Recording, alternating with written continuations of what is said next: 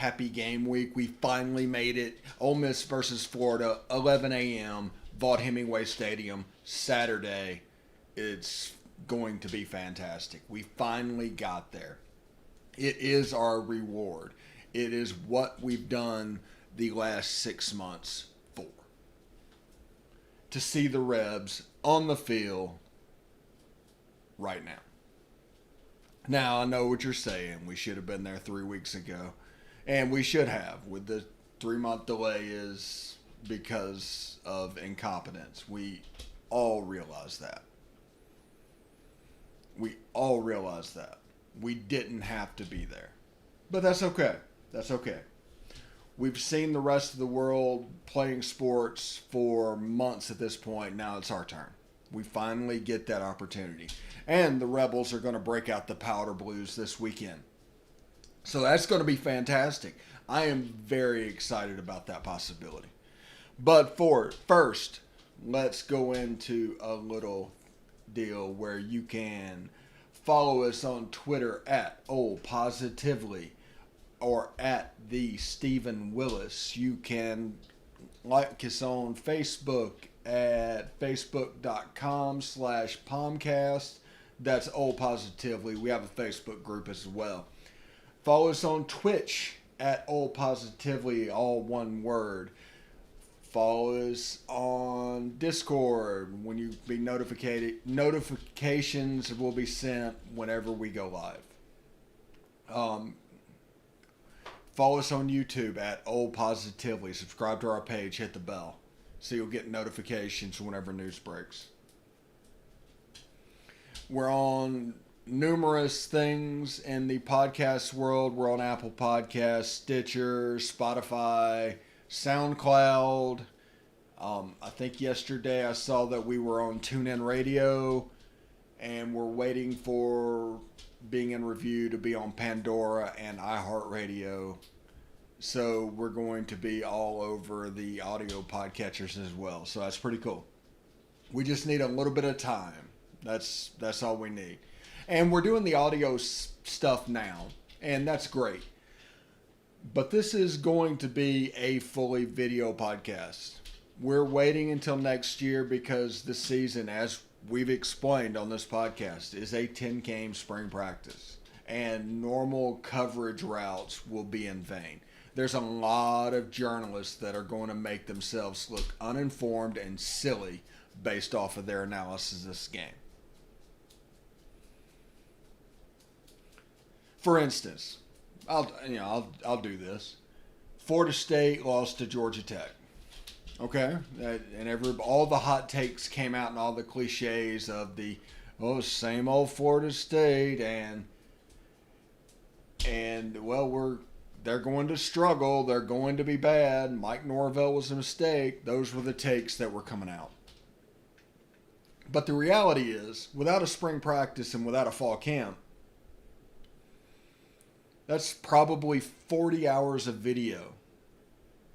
So not only are the players not where they need to be, they are likely rushed out into a position that they would not be in if that film were available and the normal decision-making process would be available.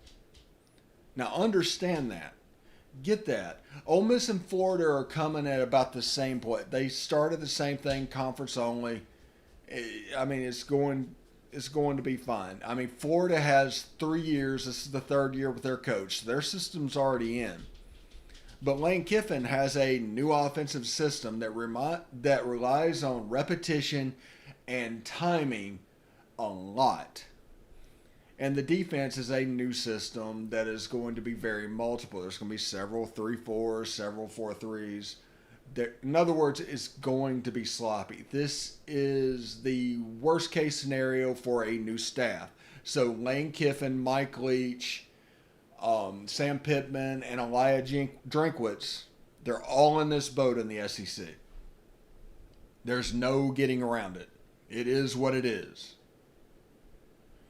Now, that's the reason I say take the positives and celebrate them and ignore the negatives. That's the only way you're going to get through this football season. It's not it's not breaking down games about who lost the game. No, it's going to be about who won the game in this situation, because mistakes are going to be made. By the time that film gap is made up to where they would be at their normal decision-making point, we're talking game 4, game 5, game 6. It's a serious issue, and people need to get their mind right for football. They need to get their mind right, because it will be sloppy. There will be special teams error. So, well, anyway, that's a little rant out of the way first thing in the morning. It's just, I think this football season is going to expose journalists who have spent the upwards of their entire career not trying to learn the game at high level and just talk about the game. Now all of a sudden their takes, they're not right. They're not going to fit. It's just the way it is. And people are going to try and do the same old cliches. Oh, you lost the team. Oh, defense wins championships. It's not going to work this year. You're just going to come off sounding like you don't know what you're talking about. And I get it. I totally get it. That you are no longer a reporter, and since print journalism died, now you have to get in the opinion games, but the experience has been thrown away during all those reporting games when print journalism was dying. You replaced actual knowledge of the sport with snark. Little Twitter things. Oh, no. It's just a situation where people are going to be exposed over this. They just are. And you need to listen to them and know right away that they don't know what they're talking about. That they're one of the ones being exposed. That's the whole secret to this college football season. And it is a gift to us that we will get to understand the people that know what they're talking about versus people that try to sound like they know what they're talking about. It's a big deal. Segment 1 of the book. Stick around. Ole Miss versus Florida next.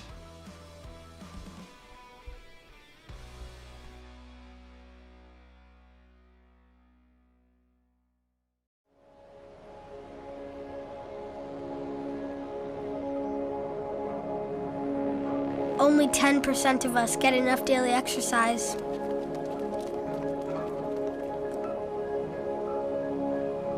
And that number is dropping.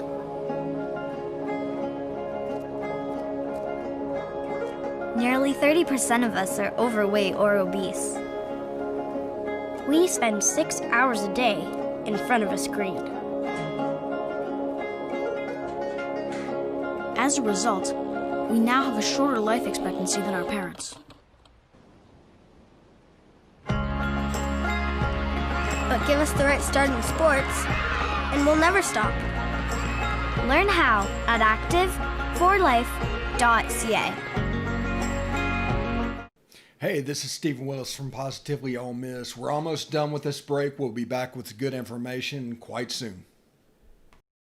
The military has been in every generation of my family, and so has VA. It wasn't easy for my dad after Vietnam, but VA helped him and my mom get the home they'd always wanted. My grandpa's been coming to VA since World War II. They even helped him lay to rest one of his battle buddies from Normandy. And me, I followed in their footsteps and served with pride. And now that I'm out of the military, the GI Bill's helping me with school. Every generation of my family has served, and VA has served us all.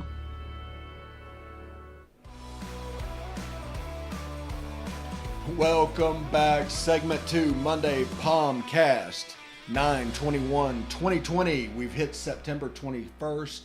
I've already done my exercising this morning, and it was quite chilly. It's kind of nice. Football is in the air. It's time to play the games. It is time to start this. And as you know, on this podcast, Monday is about the truth. And the first part of this show, you heard the truth. Monday is all about the truth. Now, what we're going to do over the next 5 days is kind of look into Florida and how you pull an upset against Florida, because they are good. Kyle Trask is good. They've got holes at wide receiver and running back, but they're legit. And they've had repetition, they've had timing, so all those problems don't exist. So Ole Miss is just trying to get through this, and it could be difficult, but they're trying to get through this. And now, the way Todd Grantham is on defense for Florida, and this affects our offense. I figured I'll lead with our offense because more people care about the offense than the defense. But the way Todd Grantham is on defense is he wants you to play in a 15-yard rectangle. He can rush the passer. He can charge in on the run. They're hyper aggressive on defense. And they're designed to speed up the quarterback. So offensively, if you can't run the ball, because this is a very good run-stopping defense, you're going to see a bunch of athletes out there. If you can't run the ball, which for us, that this year will be a huge problem. It really will, because our best room is our running backs room, where Henry Parrish is about sitting third place at the moment. Third string. So, they want you to play in a 15-yard rectangle. Now, the way you beat that defense is to make that a 25-yard rectangle. How do you do that? You throw the ball deep. You get in the safety's head so they can't swarm forward against the run and against short passes and do the hyper-aggressive things that they want to do. If you want an example of this, look at Ole Miss versus State in 2017. Watch that game. And what you're going to see is, like I said, hyper-aggressive defense. Now, most teams that are elite in the SEC plays man coverage. Now, that could be a problem if JRP is on the field, because man coverage means you turn the back. So you could theoretically force Florida to play zone, which they're not really comfortable doing. They're a man team. So it's just something to look at and something you can kind of get your mind around at the moment. Extending that box, extending that 15-yard box. Get out to 20 yards, get out to 25. Make those safeties have to look over their shoulder to make sure receivers aren't going down. Now, Rich Rod would have had all kinds of trouble with this defense. His offense was not made to deal with this defense. This is a combination of Kirby Smart's defense and, honestly, DJ Jerkin. It's a hyper-aggressive version of the 3-4. And they want to get after the quarterback. They want to blitz you from all different positions. There's going to be a level of confusion brought on by their defense, because you don't know who is really coming. Because since they're in a 3-4, like I said, you're essentially, when you're barking at anything, in a 5-man front, because either the outside backers or the extra defensive end, and they're coming at you. I mean, that's just the way it is. So there's an element of experience that needs to happen. We have 3 offensive linemen that are coming back. Nick Broker, Ben Brown, Royce Newman. That's both tackles and the center. So we're talking about the guard position, which is a little bit easier to learn. But we have to know where those blitzes are coming from. Their goal is to get us in long yardage and turn loose the dogs. That's the Florida defense. They're hyper aggressive. And that's okay. I mean, that's your job. That's what DJ Durkin is. That's what Chris Partridge is. It's a risk-reward defense. But you have to take the deep shots in the risk-reward. But you also have to take the right deep shot. If you put it in the wrong place, they'll pick it off and gain momentum, and it'll snowball on you. I mean, that's their defense. They've had 3 years to put it in. And they're the other one that is known as DBU. And that means they can just put their quarterbacks on an island, let the safeties flow down quickly to attack the run, and there you go. So, the imperative for this game for the Ole Miss offense is Jonathan Mingo has to have a big game. You already have Elijah Moore and the other guy, whoever wins that job, doing the 10-yard possession routes. You have the tight end that's going to play with the linebackers, and they have new linebackers. And I've said many times on this podcast that this offense is designed to torture linebackers. If you have a problem with linebackers, this offense will make it worse because it's nothing but eye candy. It's about guessing right. It's a 3-factor play where the linebacker has to see 3 different things, but they might just call one thing, and it's a quarterback run off the edge. It's designed to create false steps. It's designed to make you hesitant. It's designed to slow you down. It is designed, honestly, for a hyper-aggressive defense like Florida. It's worth looking at. It really is. And I'm just really excited for this offense versus defense matchup because both defenses are kind of high risk, high reward defenses. This matchup could be special. And you're going to see on the offense a lot of wide receiver hitches, a lot of 5-yard slot turnarounds. It's staples of the Baylor offense. You're going to see receivers kind of in the same area when they catch the ball. I mean, it's not supposed to be normal, but it is in this offense. And you're going to dance around with the jet sweep motion and linebackers having to get out and make a play with the tight end going behind them or an inside zone coming at them. There's a lot of stuff to mess with linebackers. Now, none of that matters if you can't win against the defensive line. None of that matters at all. You can try, but the SEC at its core is a line of scrimmage league. If you can at least single block a defensive lineman in the SEC, you're going to have problems. I mean, that's just the way it is. And I'm looking forward to this game because this season, it's not really important to get to a specific number of wins.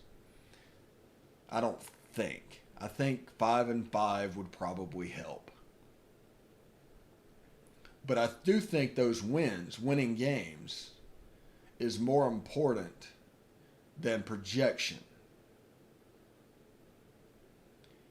And because of that, you might see some weird things this year. That's the reason we're playing these quarterback games. That's the reason we're playing these running back games. With personnel, they're not going to talk about them. Because their goal is to win the game. Always. It's not. Again, 2021 is more important than 2020. 2022 is more important than 2021. Understand that. But don't understand it that it takes a precedence over winning. Because there are still people that are going to be prisoners in the moment on this. And you still have to win ball games. And recruits are going to go off wins and losses. They're not going to go off what it looks like. They're going to go off wins and losses. All right, when we come back, SEC lines for week 1.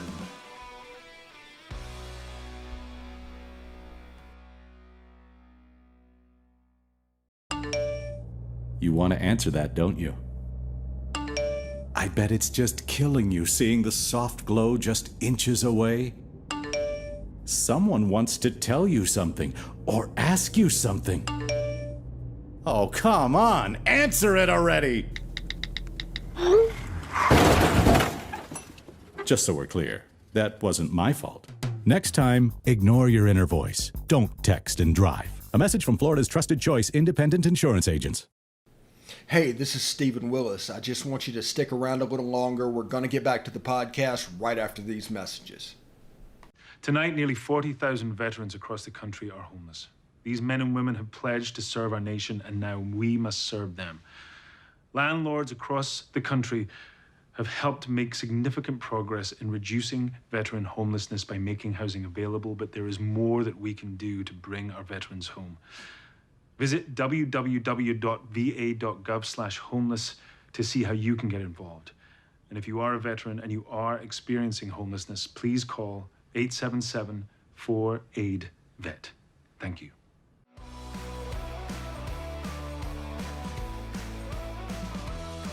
POMcast, I'm your host, Stephen Willis. Welcome back. Welcome to the first week of SEC football. We got a bunch of good stuff coming up. There's some big lines this week, but there's some good stuff too. And remember, with the sloppiness of play, it is becoming evident that it is the great equalizer. If you are a probable 2-touchdown favorite, you can easily lose that game. I figure in the win probability scale, the situation with no spring practice and no fall camp is worth 15 percentage points. So if you are at 35, you're now at 50-50. That's what I'm saying. When you are going to win 1 out of 4, if you look at the win probability, is if you're 25%, that means you would win 1 out of 4. That's what that means. If you were 50%, you would win 1 out of 2. That's what that means. Well, instead of being 1 out of 4, you're probably closer to 1 out of 2 now. That's the great equalizer that is college football being played during this pandemic. There's already been 4 or 5 upsets of multiple touchdown favorites dropping the game. Now, a lot of that is because there's been no spring practice, because there's been no fall camp.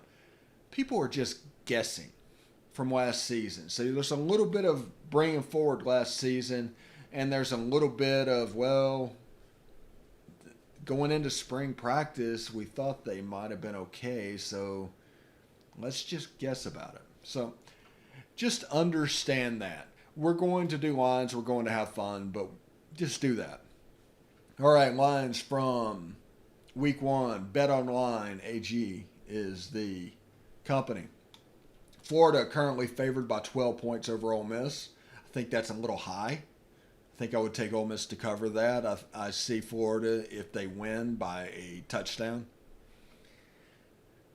Yeah, with Kyle Trask and everything. Now, you just don't know with the offense and defense. Ole Miss could go out there and completely lay an egg because, again, they've had no spring, they've had no fall camp. 40 hours worth of practice video that they would normally make their personnel decisions off of are gone. So just keep that in mind. As long as I do lines, keep that in mind. I see basically a hole at the wide receiver, but Kyle Pitts and Kyle Trask, I think they're going to make enough plays to win the game. I'm looking forward to it. Ole Miss in powder blue for the first time ever, so it could be a lot of fun. Next up, Kentucky at Auburn, -8. I'm going to take Auburn because I'm basically guessing. I don't know about Chad Morris on offense. I don't know how that's going to look.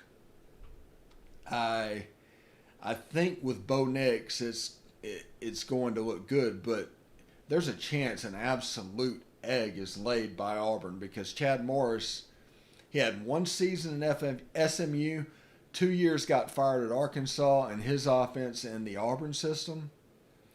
And then you look at it, the Miami system is basically doing the Nick Marshall stuff from 2013, 2014. I mean, it's fantastic run game. If you like that style of offense, watch Miami because Rhett Lashlee has brought that to Miami. I think Auburn is going to cover just because I don't think Kentucky has the deep threat to make that 15-yard box bigger. They have to prove to me that they can expand that. Otherwise, people are just going to come forward and guard the run. And that's all they're going to do. Those safeties are going to do what they do because they don't have to worry about over the top. Mississippi State at LSU, new coach, Mike Leach, against Ed Orgeron and everybody left. I don't think LSU is going to win by 19.5. I don't think LSU is 19.5 points better than anybody in the league at the moment. Everybody from that program left, but Mike Leach is in a first game and they're going through the spring practice. So if you're going to get one, this would be it, but I'm going to take Mississippi State to cover. Georgia at Arkansas, same thing. Sam Pittman, first year at Arkansas. Georgia, 24-point favorite. They have some quarterback issues. I think Georgia is going to win the game big, but I can't lay that many points on the road. I'm going to go with Arkansas to cover. And the same thing in this next one. Alabama versus Missouri. Elijah Drinkwitz is in the same boat. New team. No spring. No fall camp. Alabama, I'm not a fan at the moment of Mac Jones. I just think in that situation, the home team is going to cover. So take Missouri there. Vanderbilt at Texas A&M. I just don't know. Texas A&M was favored by 30. Take Vanderbilt. Just take Vanderbilt. Kellen Mond's losing all his weapons to opt-outs. The defense is losing. They're going to be sad on offense at Vandy. They're going to be pretty good on defense at Vandy. I just don't think Texas A&M is at the point where they're 30 points better than anybody. That is like 41-10 territory to cover. So I just don't think. The game of the week was Tennessee and South Carolina. South Carolina went with the Colorado State transfer as the starting quarterback. Ryan Helinski did not win the job. So that makes sense. That's a new quarterback, some familiarity with Mike Bobo, and a chance to go. And Tennessee, of course, was red hot at the end of the year. And Eric Gray is a fantastic football player. If you are not familiar with him, watch him this weekend. He has a chance to be very special, Jerry and Ely type special. He really does. And I'm going to take Tennessee to cover because I actually think Tennessee is going to be 7-3, 6-4 good, that level. South Carolina, I think, is going to be down. There's the home field advantage that is kind of non-existent. And you take that away, Tennessee all of a sudden becomes favored by 3. Otherwise, they're probably favored by 3. If South Carolina had all of its fans, it might be a pick 'em. But this is one of those games where people are just projecting off last season because nothing is really there this season. There's nothing to go off of. Everybody is quiet. And there's a lot of money to be made on these lines at the beginning of the season because there's a chance for mistakes. Now, this first week is kind of a crapshoot. So that's the reason I kind of went with the home underdogs, even though they're playing the big boys in the conference. The game of the week is probably Tennessee and South Carolina, followed closely by Kentucky and Auburn, then Florida and Ole Miss. CBS game, Mississippi State at LSU, Ole Miss and Florida at 11 a.m. on ESPN. Joe Tessitore and Greg McElroy on the call. Anyway, we will continue this tomorrow. See you then.